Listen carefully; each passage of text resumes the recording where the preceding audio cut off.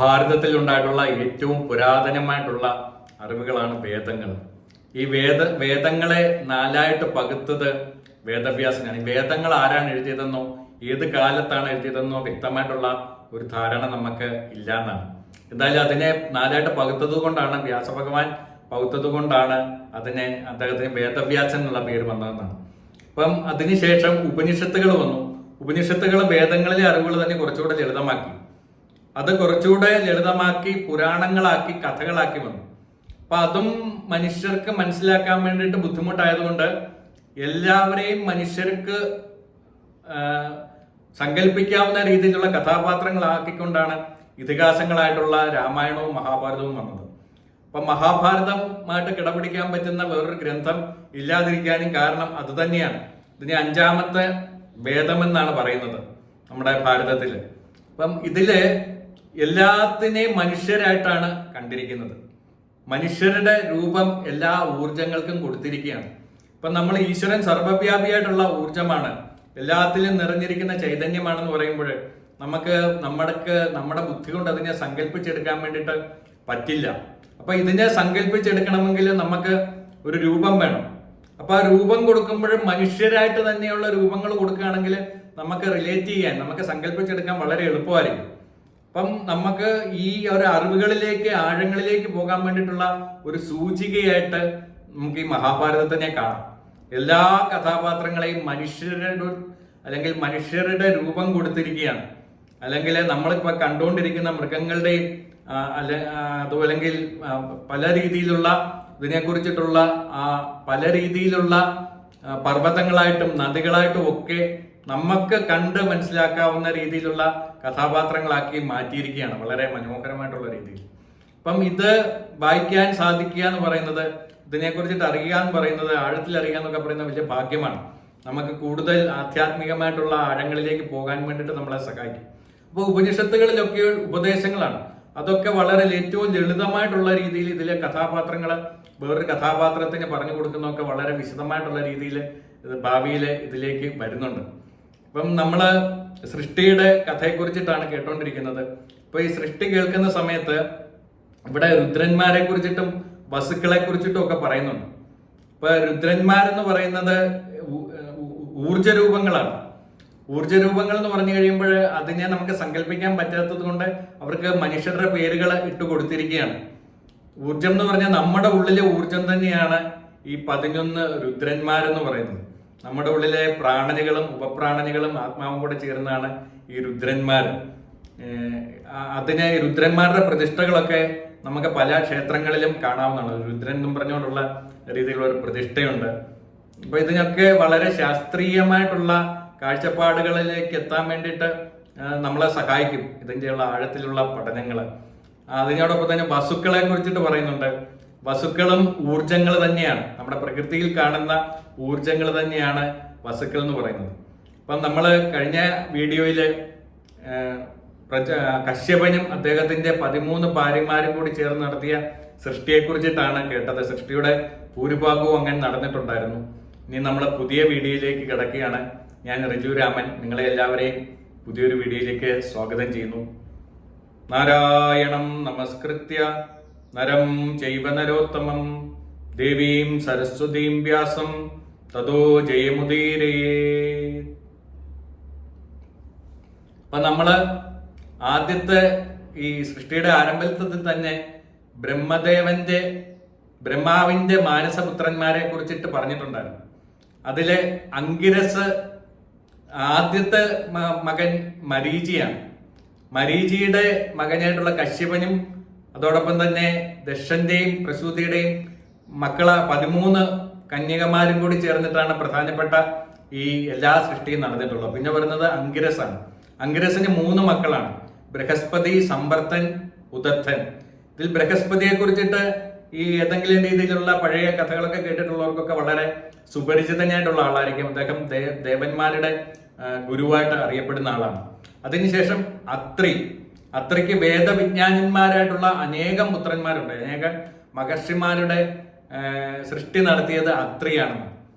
പിന്നെ വരുന്നത് പുലഹൻ എന്ന് പറയുന്ന മാനസപുത്രനാണ്. പുലഹനാണ് ശലഭങ്ങളെയും സിംഹത്തെയും കടുവകളെയും ചെന്നായ്കളെയും യക്ഷന്മാരെയും ഒക്കെ സൃഷ്ടിച്ചിട്ടുള്ളത് പുലഹനാണ്. പിന്നെ പുലസ്ത്യന്റെ പ്രധാനപ്പെട്ട മക്കളാണ് രാക്ഷസന്മാരും കിന്നരന്മാരും യക്ഷന്മാരും വാനരന്മാരും ഒക്കെ പുലഹന്റെ സൃഷ്ടികളാണ്. ക്രിതുവിന്റെ മക്കളാണ് ബാലഖില്യന്മാരെ കുറിച്ചിട്ട് നമ്മൾ വിശദമായിട്ട് നേരത്തെയുള്ള അധ്യായങ്ങളിൽ കേട്ടിട്ടുണ്ടായിരുന്നു. വളരെ തപോനിഷ്ഠന്മാരായിരുന്നു, സൂര്യദേവനോടൊപ്പം സഞ്ചരിക്കുന്നവരായിരുന്നു, മഹാവിഷ്ണുവിനെ പോലെ അത്രയും തപോശക്തിയുള്ള ആൾക്കാരായിട്ടാണ് ഈ ബാലഖില്യന്മാരെ കുറിച്ച് പറഞ്ഞിട്ടുള്ളത്. അതിന്റെ കഥകൾ നമ്മൾ നേരത്തെ വിശദമായിട്ട് കേട്ടിട്ടുള്ളതാണ്, അദ്ദേഹത്തിന്റെ കഥകൾ. അപ്പൊ ഈ 6 മാനസപുത്രന്മാരോടൊപ്പം തന്നെ ബ്രഹ്മാവിന് ഒരു പുത്രനും കൂടി ഉണ്ടായിരുന്നു, സ്ഥാണുദേവൻ എന്ന് പറയും. ഈ സ്ഥാണുദേവന് 11 പുത്രന്മാരുണ്ടായിരുന്നു. അവരാണ് രുദ്രന്മാരെന്ന് ഉള്ള പേരിൽ അറിയപ്പെടുന്നത്. ഈ രുദ്രന്മാര് 11 ഊർജങ്ങളാണ്. അവരുടെ പേരുകളെല്ലാം കൂടി ഞാൻ പറയുന്നില്ല, എല്ലാം കൂടെ കേട്ട് കഴിയുമ്പോൾ പേരുകൾ കൊണ്ട് തന്നെ ഒരു വലിയ കളിയായിട്ട് മാറും. കേൾക്കുന്ന നിങ്ങൾക്കും പറയാനുള്ള എനിക്കും ബുദ്ധിമുട്ടാണത്. പിന്നെ മനു എന്ന് പറയുന്ന സൃഷ്ടിയെ കുറിച്ചിട്ട് നമ്മൾ കേട്ടിട്ടുണ്ടായിരുന്നു. അദ്ദേഹം ബ്രഹ്മാവിന്റെ പുത്രനാണ്. അദ്ദേഹത്തിന്റെ മകനാണ് പ്രജാപതി. ഈ പ്രജാപതിക്ക് 8 പുത്രന്മാരുണ്ടായിരുന്നു. അവര് അഷ്ടവസുക്കൾ എന്നുള്ള പേരിലാണ് അറിയപ്പെടുന്നത്. ഈ അഷ്ടവസുക്കളും ഊർജങ്ങൾ തന്നെയാണ്. അവരുടെ പേരുകൾ ധരൻ, ധ്രുവൻ, സോമൻ, അഹസ്, അനിലൻ, അനലൻ, പ്രത്യൂഷൻ, പ്രഭാസ്. ഇവരാണ് ഈ അഷ്ടവസുക്കളായിട്ട് അറിയപ്പെടുന്നത്. ഇവരും പിന്നീട് മഹാഭാരതത്തിൽ വളരെ പ്രധാനപ്പെട്ട ചില രംഗങ്ങളിൽ വരുന്നുണ്ട്. അത് നമ്മൾ പിന്നീട് വലിയ താമസമില്ലാതെ തന്നെ ഇവരുടെ കാര്യങ്ങളെ കുറിച്ചിട്ട് നമ്മൾ കേൾക്കും. അതിനുശേഷം ഈ പ്രഭാസൻ എന്ന് പറയുന്ന ഏറ്റവും ഇളയ അഷ്ടവസുക്കളിൽ ഏറ്റവും ഇളയവനായിട്ടുള്ള പ്രഭാസൻ വിശ്വകർമാവിനെ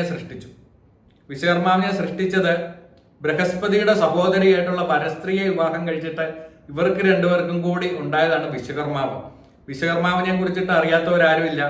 ഇന്ന് ലോകം മുഴുവനും തച്ചുശാസ്ത്രവുമായിട്ട് ബന്ധപ്പെട്ടിട്ടുള്ള എല്ലാവരും ഇദ്ദേഹത്തിനെ ആരാധിച്ചിട്ടാണ് സൃഷ്ടികർമ്മങ്ങൾ നടത്തിക്കൊണ്ടിരിക്കുന്നതെന്നാണ്.